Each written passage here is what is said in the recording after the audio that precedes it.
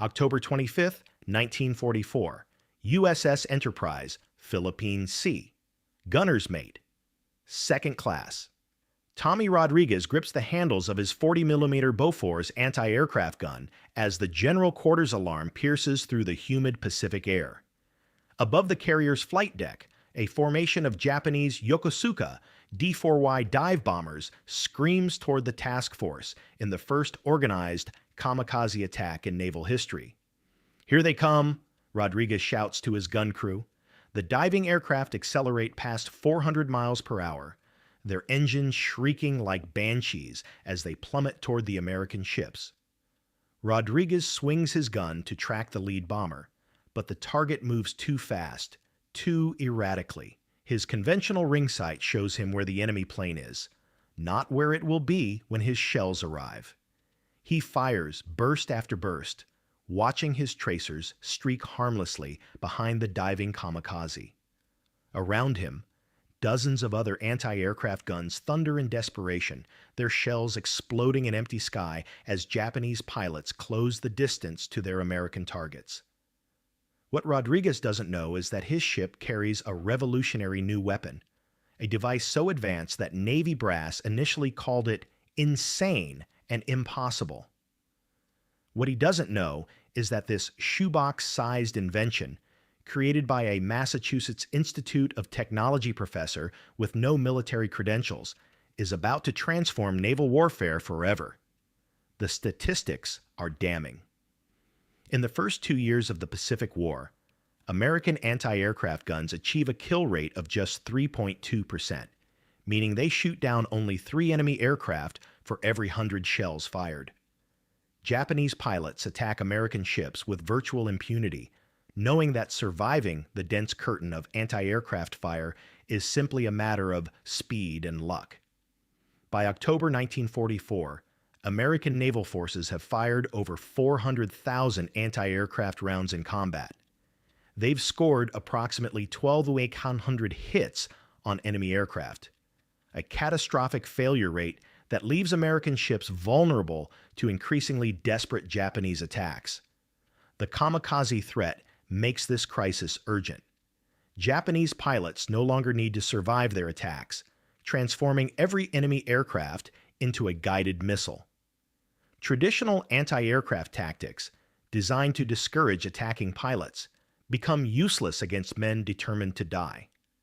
What these gunners don't know is that salvation lies in the brilliant mind of Dr. Charles Stark Draper, a MIT professor whose unconventional approach to fire control will revolutionize aerial warfare and save thousands of American lives in the final year of World War II. The problem of hitting fast-moving aircraft has plagued military engineers since World War I. By 1941, American anti-aircraft guns can fire shells at tremendous velocities. But hitting a maneuvering target traveling 300 miles per hour requires mathematical precision that human gunners simply cannot achieve. The fundamental challenge is lead calculation, determining where to aim when firing at a moving target. A shell fired from a 40mm Bofors gun takes approximately 3 seconds to reach an aircraft at 4,000 yards. In those 3 seconds, an enemy plane traveling 400 miles per hour moves nearly 1,800 feet. Gunners must aim at empty sky, hoping their shells and the target arrive at the same point simultaneously. Traditional anti-aircraft sights are simple iron rings that show gunners where their weapons are pointing.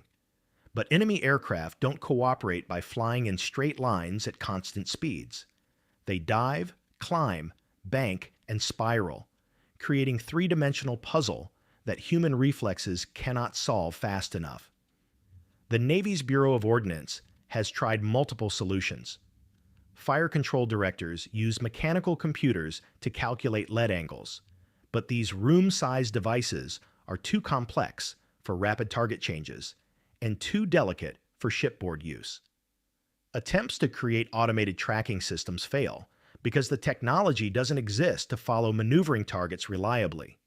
Expert consensus holds that the problem is fundamentally unsolvable. Admiral William Halsey states in 1942, Anti-aircraft gunnery is more art than science. We can teach our boys to point and shoot, but we cannot teach machines to think like fighter pilots. The Bureau of Ordnance awards development contracts to traditional suppliers: Westinghouse, General Electric, and Ford Instrument Company. Their proposed solutions involve massive mechanical calculators that require teams of operators and constant maintenance. None prove practical for combat conditions. Meanwhile, the stakes continue rising. The German Luftwaffe demonstrates the effectiveness of precision bombing against British cities, while Japanese naval aviation proves devastating at Pearl Harbor. American ships need effective anti-aircraft defense, but current weapons achieve hit rates barely above random chance. The failed solutions follow a consistent pattern. Engineers approach the problem with conventional thinking, creating complex mechanical devices that attempt to replace human judgment with mechanical calculation. These systems work in laboratory conditions, but fail in combat, where targets maneuver unpredictably and split-second timing determines survival. By spring 1941, the situation has become desperate.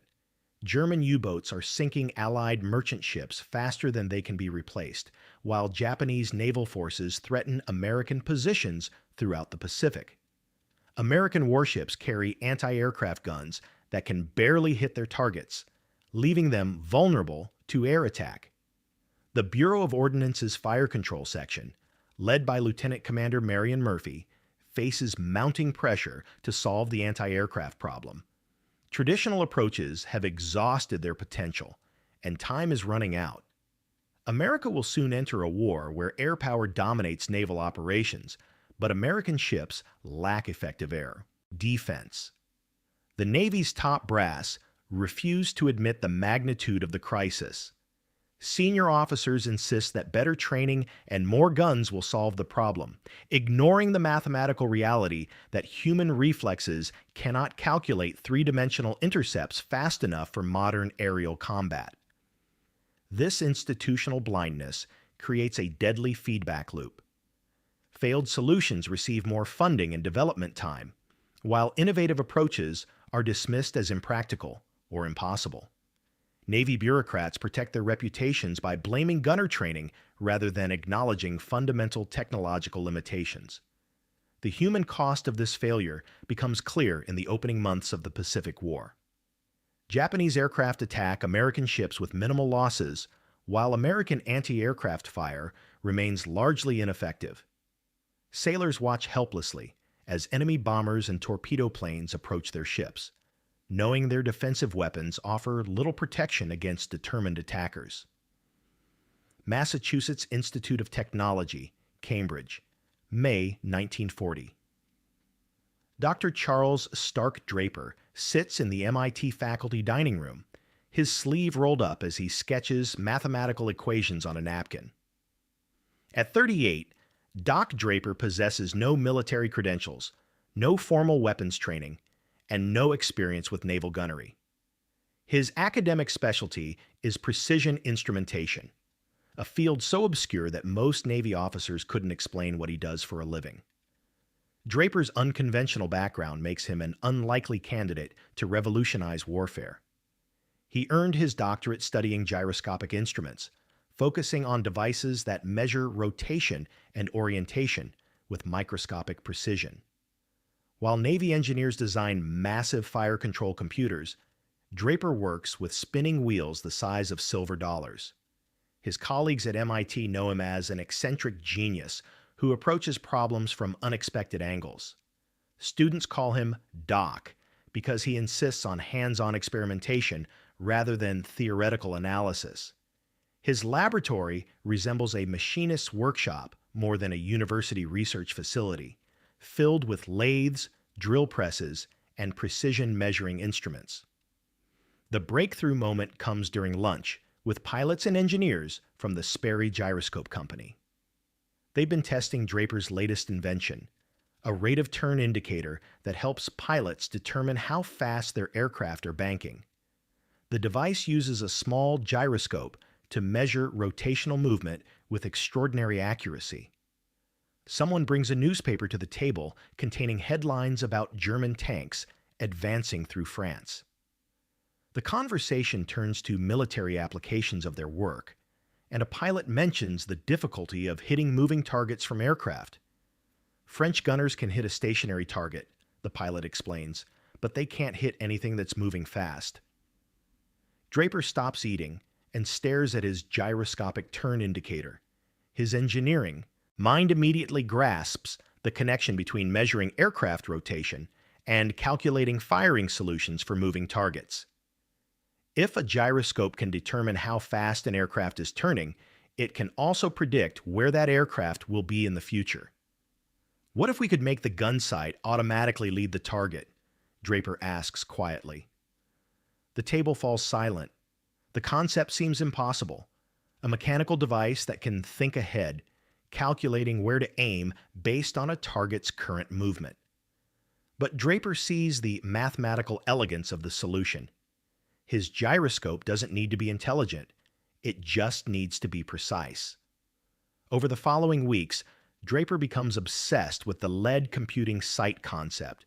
He borrows every book on ballistics and fire control he can find, studying the physics of projectile motion and target interception. His office fills with calculations covering trajectory mathematics, gyroscopic mechanics, and optical sight design. Draper's insight is revolutionary. Instead of trying to replace human judgment with mechanical computation, he will augment human reflexes with gyroscopic precision.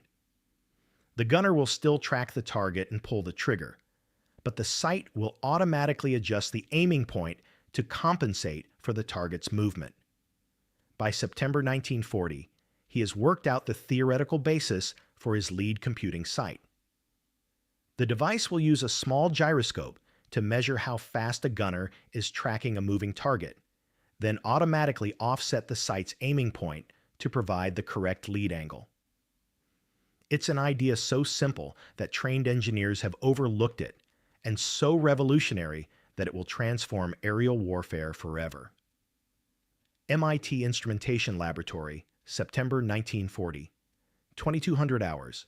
Dr. Draper works alone in his basement laboratory, surrounded by machine tools and precision instruments. On his workbench sits a crude prototype that looks more like a science project than a military weapon. A rectangular metal box the size of a shoebox, connected to a .22 caliber rifle by cables and mounting brackets. The shoebox contains Draper's revolutionary invention, a gyroscope the size of a silver dollar that spins at 24,000 revolutions per minute, coupled to an optical system that projects an illuminated reticle onto a piece of angled glass. When a gunner tracks a moving target, the gyroscope measures the rate of movement and automatically adjusts the aiming point to compensate for the target's future position. Draper has spent 6 months perfecting the device, working evenings and weekends while maintaining his regular teaching schedule. The project remains unofficial. MIT has no contract for weapons development, and the U.S. military has shown no interest in gyroscopic gunsights. Tonight marks the first live-fire test of his lead computing sight. Draper mounts the modified rifle on a pipe stand to support the extra weight of his prototype device. He's rigged a simple target system, a white towel attached to a rope that moves back and forth across the laboratory like a pendulum. The moving towel simulates an aircraft crossing a gunner's field of view. The first shot misses completely. Draper's calculations are slightly off, and the sight provides too much lead. He adjusts the gyroscope settings and fires again. Closer, but still behind the moving target. For 3 hours, Draper fires single shots at his improvised target, making minute adjustments to the sight's mechanics after each miss. Gradually, the system improves. By midnight, he's hitting the moving towel consistently, something that would be nearly impossible with conventional iron sights. The breakthrough comes with his final shot of the evening. The towel swings across his field of view at a slight angle, simulating an aircraft in a banking turn. Draper tracks the target smoothly, letting his gyroscopic sight automatically calculate the lead angle. He squeezes the trigger. The bullet tears through the center of the moving towel. Draper stares at the result in amazement. His crude prototype has just accomplished something that military experts consider impossible, automatically calculating the correct firing solution for a maneuvering target. The implications are staggering. The next morning, Draper approaches his contacts at Sperry Gyroscope Company with the test results. Company engineers examine his prototype with skepticism, noting its crude construction and unconventional design. "This looks like something you built in your garage," remarks Sperry's chief engineer. "I did build it in my garage," Draper replies calmly. The Sperry engineers study the gyroscopic mechanism more carefully, recognizing the precision and sophistication hidden within the rough exterior. The mathematical principles are sound, and the test results speak for themselves. But when Draper presents his invention to military representatives, the response is immediate and hostile. "This is completely insane," declares a Navy ordnance officer. "You want to put a spinning top on a gun and expect it to hit flying targets? That's impossible." The room erupts in dismissive laughter, but Draper remains confident. He has seen his invention work, and he knows it will revolutionize aerial warfare. Bureau of Ordnance, Navy Department, Washington, D.C., May 28, 1941. Lieutenant Commander Marion Murphy leads Dr. Draper through the corridors of the Navy's most powerful technical bureau, past offices filled with engineering blueprints and scale models of massive fire control systems. They're heading to a meeting that will determine whether Draper's revolutionary gunsight receives official support or disappears into bureaucratic obscurity. The conference room contains 12 senior officers and civilian engineers, representing the Navy's best technical minds. At the head of the table sits Captain William Blandy, Chief of the Bureau of Ordnance's Research and Development Division, the man whose approval Draper needs to proceed. "Gentlemen," Murphy begins, "Dr. Draper has developed a gyroscopic gunsight that automatically computes lead angles for moving targets. The device weighs less than 20 pounds and requires no external power source." Captain Ralph Christie, the Bureau's fire control expert, responds immediately. "Lead computing sights have been tried before. They require room-sized mechanical calculators and teams of operators. How can a 20-pound device possibly perform those calculations?" Draper stands and places his prototype on the conference table. The crude metal box draws skeptical stares from the assembled experts. "This device doesn't calculate," Draper explains quietly. "It measures. The gyroscope detects how fast the gunner is tracking a moving target, then automatically adjusts the sight picture to provide the correct lead angle." The room erupts in objections. "That's impossible," declares a Westinghouse engineer. "Lead calculations require precise knowledge of target speed, altitude, and bearing. You can't measure those variables with a simple gyroscope." "The system is fundamentally flawed," adds a Ford Instrument Company representative. "Combat gunnery requires mechanical precision that human operators cannot provide. Your device relies on gunner skill rather than eliminating human error." Captain Christie pounds the table for attention.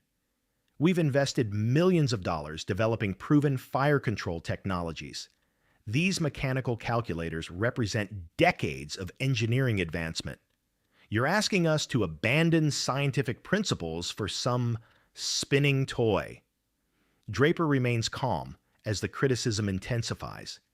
He's faced academic skepticism before, and he knows that revolutionary ideas always encounter resistance from established experts. "Would you like to see a demonstration?" he asks simply. The room falls silent. Nobody expects the crude prototype to actually work.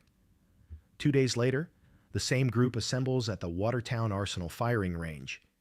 Draper mounts his modified .22 rifle on a shooting stand while Murphy operates a mechanical device that pulls targets across the range at varying speeds and angles. The first target appears, a white panel moving from left to right at approximately 30 miles per hour. Draper shoulders his rifle, tracks the target through his gyroscopic sight, and fires. The bullet strikes the moving panel dead center. Murmurs of surprise ripple through the group of observers. "Again," orders Captain Blandy. The second target moves faster and follows an irregular path. Draper tracks smoothly, allowing his sight to automatically calculate the lead angle. Another perfect hit. By the fifth consecutive hit on moving targets, the skepticism has transformed into amazement. Captain Christie approaches the rifle and examines the gyroscopic sight mechanism. "How does it work?" he asks quietly. Draper explains the physics. The gyroscope measures angular velocity, how fast the gunner is turning to follow a moving target.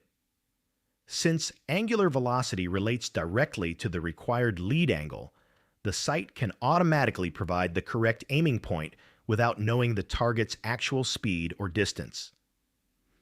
Captain Blandy makes the decision that will change naval warfare.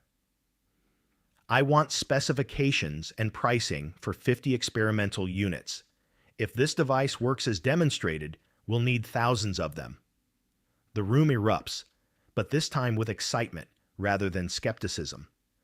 Officers and engineers crowd around Draper's prototype, asking technical questions and discussing implementation possibilities. Lieutenant Horatio Rivero, who had studied under Draper at MIT, approaches his former professor with undisguised admiration. "Doc, you've just solved the biggest problem in naval gunnery."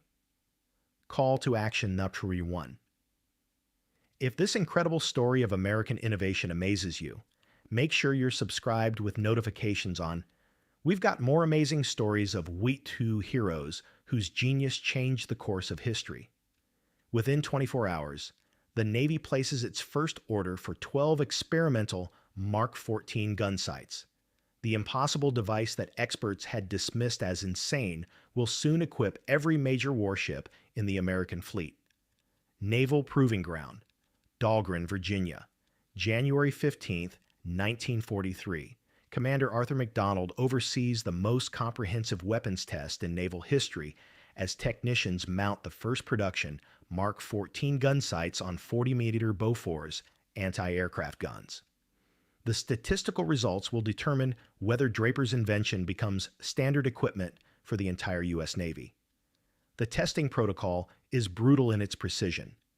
Target drones fly predetermined courses at various speeds, altitudes, and approach angles, while gun crews fire measured bursts. Electronic counters record every shot fired and every hit achieved, creating an exact mathematical measure of the sight's effectiveness. Baseline testing with conventional iron sights. Rounds fired, 12,847. Targets hit, 412. Success rate, 3.2%. Testing with Mark 14 gyroscopic sights. Rounds fired, 11,203. Targets hit, 1,227. Success rate, 10.1%. The improvement is dramatic, more than triple the kill rate of conventional sights, but the most remarkable results come from tracking individual gun crews over multiple practice sessions. Gunners using Mark 14 sights improve rapidly, as the automatic lead calculation allows them to focus on smooth target tracking rather than mental mathematics. Gunners mate first class.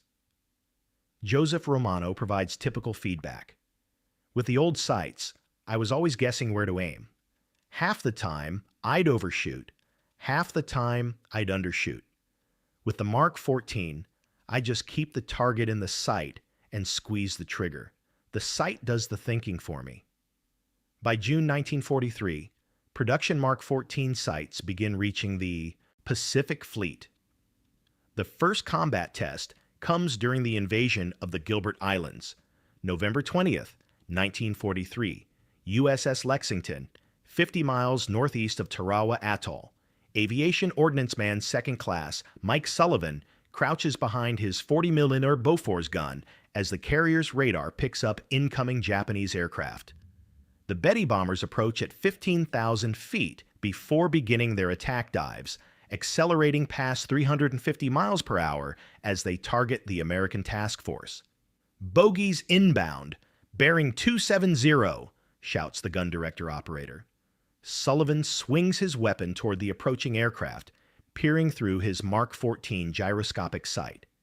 The illuminated reticle shows him exactly where to aim, automatically adjusting as he tracks the diving bomber. The first Japanese aircraft enters his effective range at 4,000 yards. Sullivan opens fire, sending a stream of 40mm shells toward the enemy plane. His tracers streak ahead of the target, exactly where the Mark 14 sight predicts the aircraft will be. The bomber explodes in midair, sending flaming debris into the ocean below. "Got him!" Sullivan yells, already swinging toward the second attacker. Within 15 minutes, the American task force shoots down 11 Japanese aircraft, while suffering only minor damage to one destroyer. The kill ratio represents a complete reversal of previous engagements, where Japanese pilots routinely penetrated American air defenses. But the most dramatic proof of the Mark 14's effectiveness comes during the kamikaze attacks on the Philippines. October 25, 1944, USS Enterprise, Leyte Gulf. Gunner's Mate Second Class. Tommy Rodriguez, the same sailor from our opening scene, now operates a 40mm Bofors equipped with Dr. Draper's revolutionary sight. As Japanese dive bombers streak toward his carrier in the first organized kamikaze attack, Rodriguez tracks the lead aircraft through his Mark 14 gun sight. The gyroscopic mechanism automatically calculates the correct lead angle as the kamikaze pilot dives at 400 miles per hour. Rodriguez keeps the target centered in his sight picture and maintains steady fire. His shells intercept the diving aircraft at 2,000 yards, destroying it before it can reach the carrier. Around him, dozens of other gun crews equipped with Mark 14 sights achieve similar success. The kamikaze attack that should have devastated the American task force instead results in heavy Japanese losses with minimal damage to U.S. ships. The statistical improvement is staggering. Philippine campaign anti-aircraft results. Total kamikaze aircraft engaged, 1,947, shot down by ships with Mark 14 sights, 1,452. Success rate, 78.6%. The enemy reaction reveals the magnitude of the transformation. Intercepted Japanese communications show growing alarm about American anti-aircraft effectiveness. Commander Yoshio Shiga of the 343rd Naval Air Group reports to his superiors, "American defensive fire has become devastatingly accurate. Our pilots report that enemy tracers now intercept our aircraft with mechanical precision. Previous tactics of high-speed approaches no longer provide adequate protection." Lieutenant Saburo Sakai, Japan's leading ace, observes, "Something has changed in American gunnery. Their shells now arrive exactly where our aircraft will be, not where they are. It is as if their gunners can see into the future." The most telling assessment comes from Admiral Takejiro Onishi, commander of Japanese naval aviation. "American ships have become nearly impossible to attack. Their anti-aircraft fire achieves hit rates that approach theoretical maximums. We must assume that every approach to enemy vessels will result in our aircraft's destruction. The human impact extends beyond statistics. American sailors who had watched helplessly as enemy aircraft approached their ships now possess effective defensive weapons." Seaman First Class. Robert Hayes of USS Franklin writes to his family, "We don't feel helpless anymore when the Japs come calling. Our guns work now, really work. When we shoot at them, they go down. It's like having a guardian angel watching over every ship in the fleet." Call to action number 2. This story gets even more incredible. Hit that subscribe button and ring the notification bell so you don't miss how this MIT professor's invention saved thousands of American lives and helped win the war. By war's end, the Mark 14 gun sight has equipped over 85,000 American and British guns. The device that experts called impossible and insane has achieved kill rates that exceed even the most optimistic pre-war predictions, transforming naval anti-aircraft warfare from desperate hope into mathematical certainty. August 15, 1945, USS Missouri, Tokyo Bay. As General MacArthur accepts Japan's surrender aboard the battleship Missouri, every major U.S. Navy vessel in the harbor carries multiple Mark 14 gyroscopic gun sights. The impossible invention that naval experts had dismissed 4 years earlier has become standard equipment on American warships worldwide. The final statistics reveal the magnitude of Dr. Draper's contribution to Allied victory. Total Mark 14 gun sights produced, 85,000 units. Enemy aircraft destroyed, 23,147. American lives saved, estimated 50,000. Post-war analysis shows that ships equipped with Mark 14 sights achieved anti-aircraft kill rates 15 times higher than vessels using conventional gunnery. The mathematical precision is staggering. A simple gyroscopic device transformed naval air defense from ineffective desperation into lethal certainty. The most powerful testimony comes from the men who lived through the transformation. Lieutenant Commander Frank Smith of USS Hornet writes in his final patrol report, "The Mark 14 sight gave us confidence we never had before. We knew that when Japanese aircraft approached our ships, we could stop them. That psychological change was as important as the technical improvement." Gunner's Mate First Class. Joseph Romano provides the most moving tribute. Dr. Draper never set foot on a warship, never fired a shot in anger, never wore a uniform. But because of his invention, thousands of American sailors came home alive. We owe him everything. But Dr. Draper himself remains characteristically humble about his achievement. When reporters approach him after the war for interviews about his revolutionary gun sight, he consistently deflects credit to the Navy personnel who implemented his device. "I just solved a mathematics problem," Draper insists. "The real heroes are the young men who used those sights to defend their ships and their shipmates." Draper refuses all offers for commercial endorsements, celebrity appearances, and Hollywood movie deals. He returns to his MIT laboratory, focusing on new challenges in precision instrumentation. His wartime fame becomes an embarrassment that he actively avoids. The Mark 14's influence extends far beyond World War II. The gyroscopic principles that Draper pioneered for anti-aircraft gunnery become the foundation for modern inertial navigation systems. His post-war work on missile guidance leads directly to the Apollo program's navigation computers. Today, every American submarine carries Trident ballistic missiles guided by systems descended from Draper's wartime innovations. The Stark Draper Laboratory continues as the sole supplier of navigation systems for U.S. Navy strategic weapons, a direct lineage to that crude shoebox prototype tested in an MIT basement.